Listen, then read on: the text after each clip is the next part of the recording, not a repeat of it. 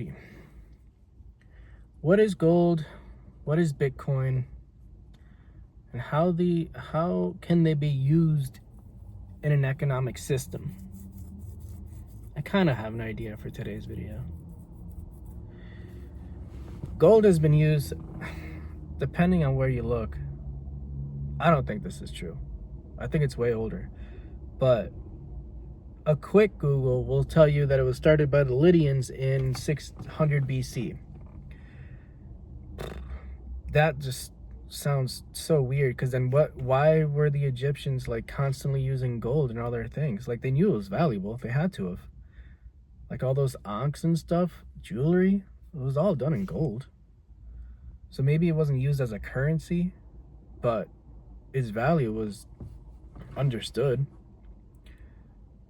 So gold as a currency, yeah, allegedly like 600 BC by the Lydians, who are like, you know, this small country in Asia Minor, which is like Europe, Asia, that area. And then Bitcoin started in, again, allegedly 2008. You can't trust history as it's written, because it's going to be written by the winners, and it's going to be, you know, written to give you a certain perspective that they want you to. And I know that sounds wild, but like, historians are constantly debating most things about history, especially before like modern times, are debated. I mean, World War I is started because one guy was assassinated, and he was like the Archduke of a small country, and so the whole world went to war. That doesn't make sense. That doesn't compute. On top of that, like, you know, of the countries that went to war, the rulers of those countries, they were all related. Like, it was just a giant family dispute and millions of people died.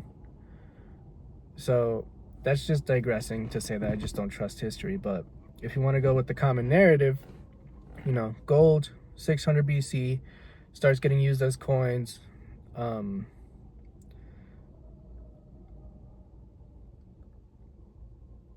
But in ancient Egypt, you know, its value was understood because they used it in jewelry, and they were buried with it. And that was thousands of years ago. So 600 BC just sounds off. But that's quick Google search. That's what you get. Bitcoin, 2008, introduced in 2008. The first Bitcoin mined would have been in 2009. You know, started allegedly by this guy, Satoshi Nakamoto. This group. Bitcoin is just, it's all a mystery as to how it started. Like, no one knows. And that was less than 20 years ago. So that alone just should make you at least weary. I have Bitcoin. That's like my biggest asset so far, is Bitcoin. I'm using it, but I'm not using it in Bitcoin, right? Like, I'm not going to tell you that I have point something Bitcoin. I'm just going to tell you I have this many dollars in Bitcoin, because Bitcoin to me has no actual value other than its value translated into dollars. So you have these two, for lack of a better term, currencies. And they actually act similarly when put in an economic system. Economics, you know, being really just the zeitgeist of a population, right? And what I mean by that is, like, it's how people spend what they value. So like, if people were trading wheat, you know, you would have an economic system of wheat. You would have a bartering economic system in which things can be transferred. They're all fungible. So like, Labor can be traded for wheat, and wheat can be traded for stone. Lumber could be traded for animals, livestock. But like economics being really just the collective, the practice of the collective in terms of trade. So Bitcoin and gold in an economic system act similarly because they're both fixed currencies. So gold, there's a finite amount of gold in the world, and even if we're mining and we still find gold, it's not going to be enough to make it, act like US dollars, where US dollars is just endlessly printed. And you got that one guy from the Federal Reserve. It was a pretty popular video where somebody was asking, like, during the that Silicon Valley Bank issue, where the guy was like, oh, nobody should worry, we have a lot of money in the banks and an unlimited amount of money in the Federal Reserve, so they can print at a rate that we would just never be able to catch up to. So neither gold nor Bitcoin act in the similar way as the US dollar because they're finite. And again, even though we're mining both of them, it's not enough to grow to act like dollars. It's always just going to act like gold or Bitcoin as a fixed currency. And so, they are extremely similar in practice, not so much as to what they are, because obviously one is, for lack of a better term, fake. Bitcoin is just not real. It's a set of ones and zeros. And gold is a physical substance. Not only is it physical, but it also has use in industry. For example, computers. Computers use gold. It has high conductivity. It's very useful. So does silver. So, any precious metal has a lot of industrious uses. That's for sure. So, like, even if it wasn't used as a currency, it has inherent value. So Bitcoin and gold being fixed currencies, they're always going to be hoarded by the most productive entity, whether that's one guy, a country, one factory. It's always going to be hoarded because of the fact that it's finite. If there is a good product, regardless of how long it takes, there will come a time where no one has it except one, again, entity, country. It could be one person. I don't know if in history it's ever been one person, but it's possible, right? So like in the early 1900s, after the war, the United States becomes a manufacturing just powerhouse, right? We make all the shit. It's good shit. We make appliances, aircraft materials, military material. And so the United States is just getting a ton of gold. That everybody's buying it. Everybody's buying our stuff, and we're taking their gold, right? So, all the other countries are going to be giving the United States their gold. And then you have, the US dollar, which changes things, but for this example, we'll just keep with gold and Bitcoin. Everybody's giving their gold to the United States. Eventually, you're going to reach a point where people, every entity outside of the United States is now short on gold, and the United States is bountiful in gold. When you have that happen, the United States being the productive entity in this situation, they have a lot of gold, and so the standard of living of the United States went way high. And this is when everybody's talking about how the 50s were great. You could buy a house for cheap. Cars were cheap. You could build your own house like on the salary of a gas station worker. You know, you have all this. It seems like you just have way more opportunity simply for the fact that money is easy to get and everybody's able to get more money because all the gold is just coming in. So the gold is coming to the United States. The standard of living goes up. If the standard of living goes up, the cost of labor goes up as well. Because if you're an employer and you want to hire people, you have to compete with the other companies that are paying, you know, good wages, right? Or else you're just not going to get the labor. And so if a factory is, you know, taking in a lot of gold, the owner of the factory got a lot of money, in this case gold. He starts buying more stuff, and so the company has to grow in order to keep up with his standard of living.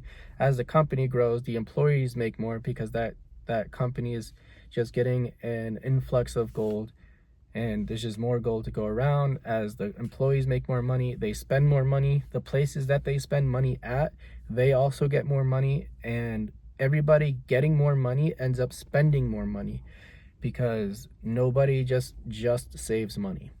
That's never been the case. It never happens. And so as everybody is spending more money, they require more money coming in, and everybody else outside of the United States is short on this money, on gold. You're gonna have a crash. Eventually, there's not enough money outside of the United States to spend. There's not enough gold outside of the United States in order for the United States to get in gold. And so you get a crash.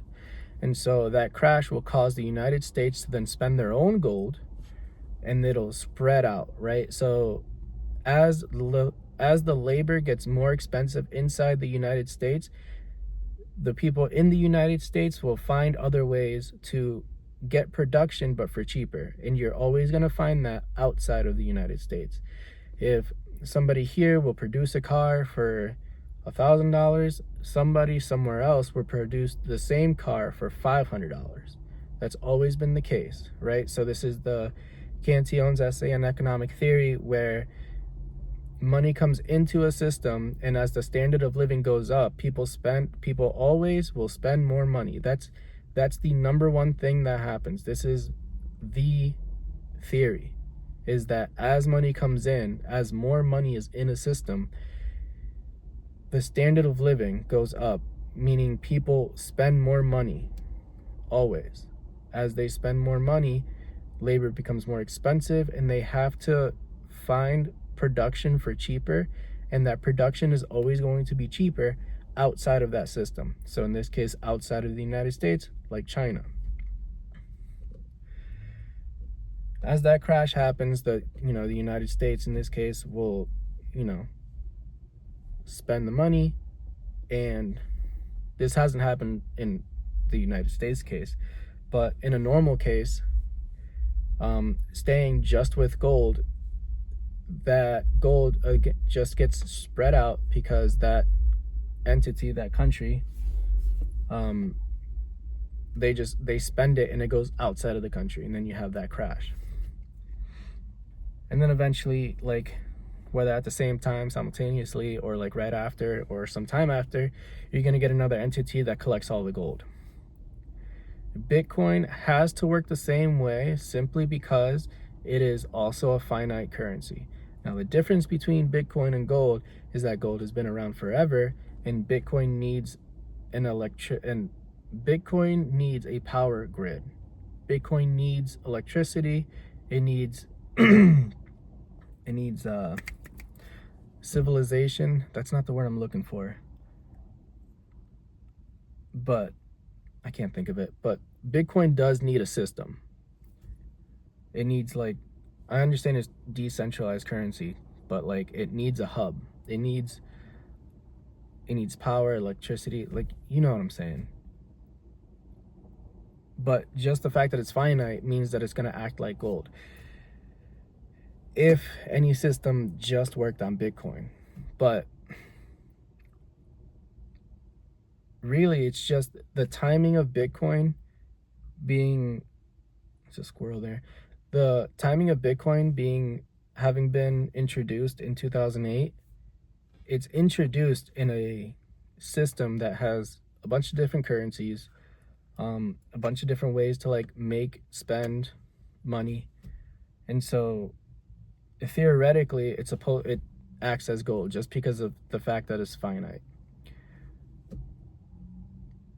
Now, what's interesting about Bitcoin is, or what's similar about Bitcoin and gold as well, is that when translated to dollars, it has a value that is correlated with how people perceive it.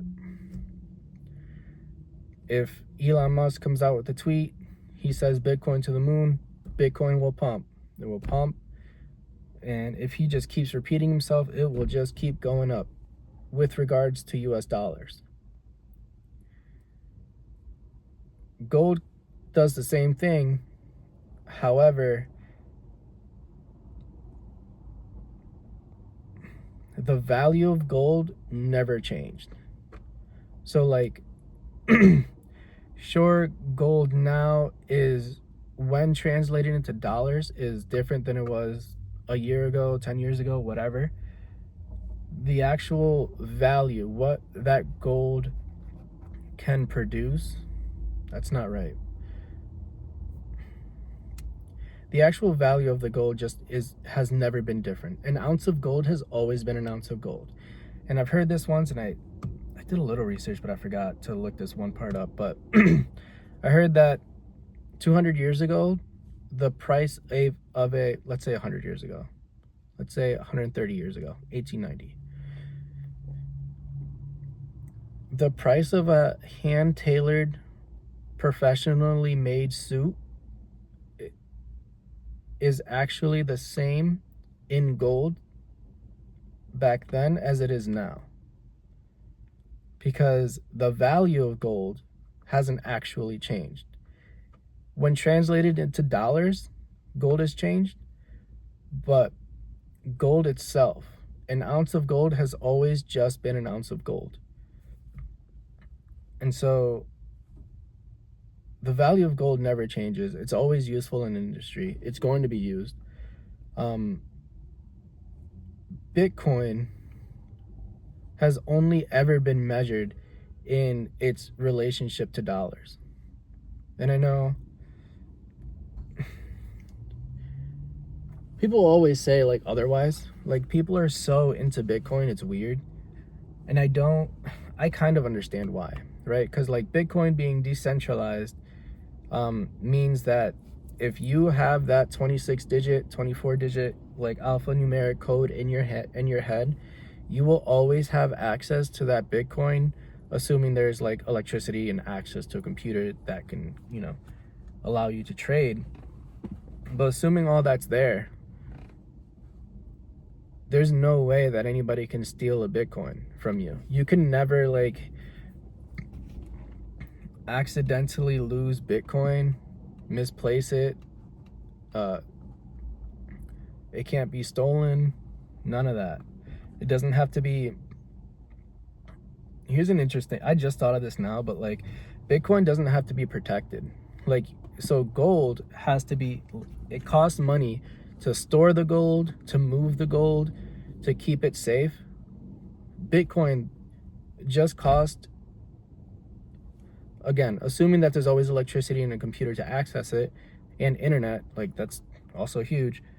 You can't lose the Bitcoin, because as long as you have that code in your head, at least, preferably in your head, you don't really want to write it down, because that's anybody can just grab that.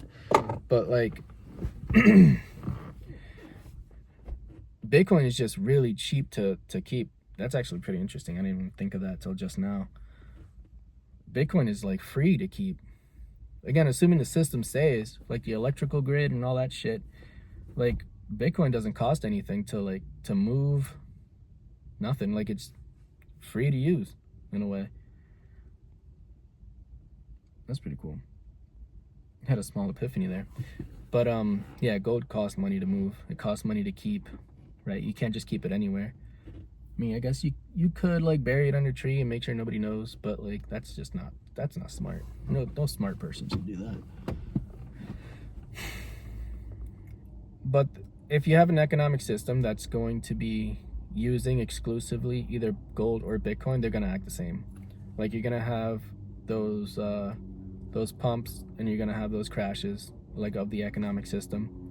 You're gonna have good times and bad times. There'll always be an entity that has the most gold, where all the gold is going. Same with Bitcoin. But Bitcoin just being so late to the game, like you can't compare Bitcoin to a currency that's been used for thousands of years. Like gold will always will just always have,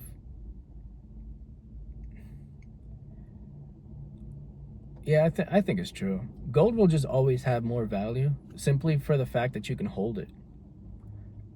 Like, you have to spend money in order to keep it, but it's just never going to be comparable to, Bitcoin that requires a system, that requires internet access. It requires like the tools with internet access and power, like electricity, not power.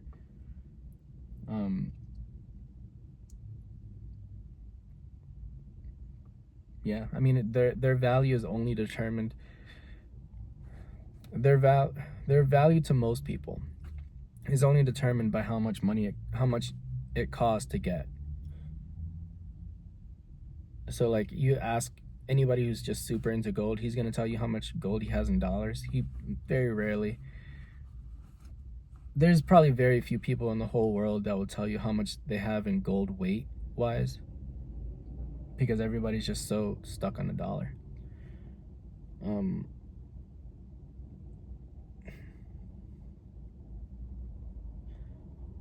Honestly, I don't really like Bitcoin. Like Coinbase, the app, like if you started a new account, they let you spin a wheel, and that wheel, like wherever that wheel lands, it gives you that much in Bitcoin. And so I started a new account, I spun that wheel. I was like kind of excited. I was like, oh shit, what am I gonna get? The app crashed. Like I pressed the button, spin the wheel, and it's like, you're gonna get this much Bitcoin. The app just completely crashed, and I was like, well, I guess I'm not getting any free Bitcoin, right? So I completely ignored it for like weeks. Like I was like, fuck it, I don't even care. I was zero expectation to win anything. And so like there was a Bitcoin craze that happened like a few years ago, 4 or 5 years ago, when it was pumping. And I was like, oh shit, let me go on let me go on Coinbase, let me actually buy a little bit of Bitcoin because everybody else is doing it. Let's be part of the crew.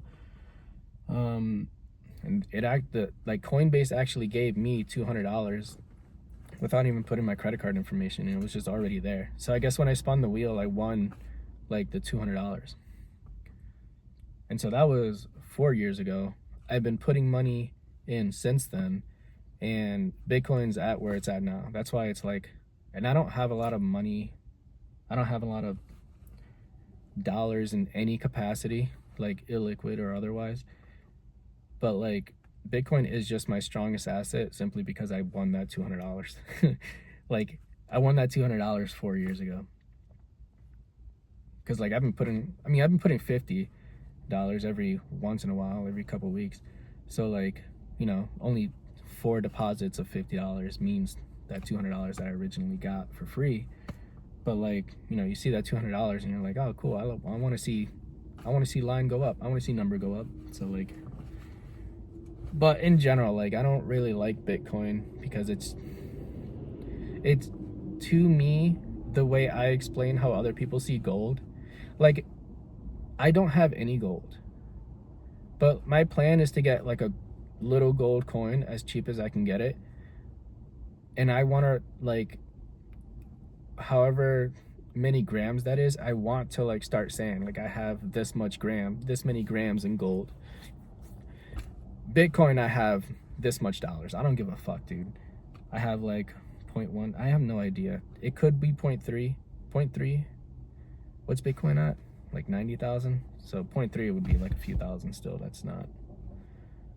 But, you know, however much Bitcoin I have, I don't give a fuck how much it is in Bitcoin. I only care about its dollar amount because that's its only value to me.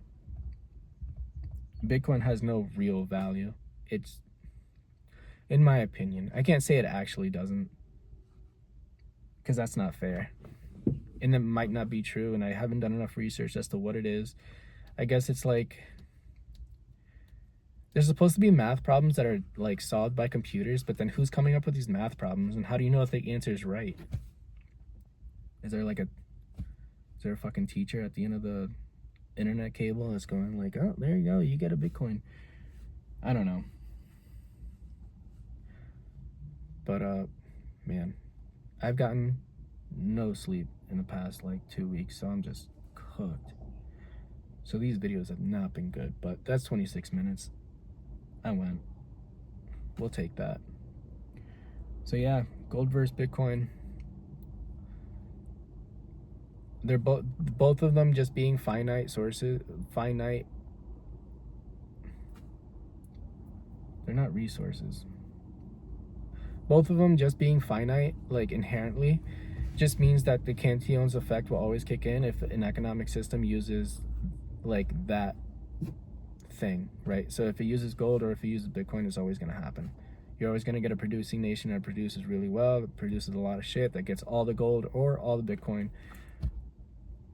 And as everybody else loses Bitcoin or gold, then that, you know, entity being the super producer that had all the gold, that had all the Bitcoin, they're eventually just gonna have to, you know, find production elsewhere, and then the gold or the Bitcoin goes up.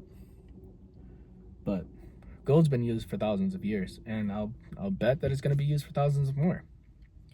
Let's not forget silver, totally underrated right now. There's platinum, copper has good value. Like, all of these metals are not just useful in terms of its dollar value, but it's also just useful because we use it. Copper is fucking everywhere, like being used everywhere. Every building has a bunch of copper in it. Meth heads are always taking copper pipes. Silver and gold having really high conductivity are super used in computers. Diamond itself, diamond's weird because it's actually like, I don't want to say it's valueless, but like, I mean, it's pretty much worthless. It's just a lump of coal that's just been like through a lot of pressure and stuff. So the scarcity of diamonds is not real whatsoever. It just so happens that there's like 1 or 2 families that own all the diamonds in the world. Like, that's the only reason why it's expensive. There's no, like, sapphire is way more valuable and better looking, honestly. But yeah, we'll go with that. I'm calling it. I'm gonna go home. All right, but you know, get some gold or Bitcoin, whatever. Do your thing. Bitcoin's kind of gay. Let's be real. But both of them are finite resources, so they affect the economy similarly. All right. Well, you'll be all right. You'll figure it out.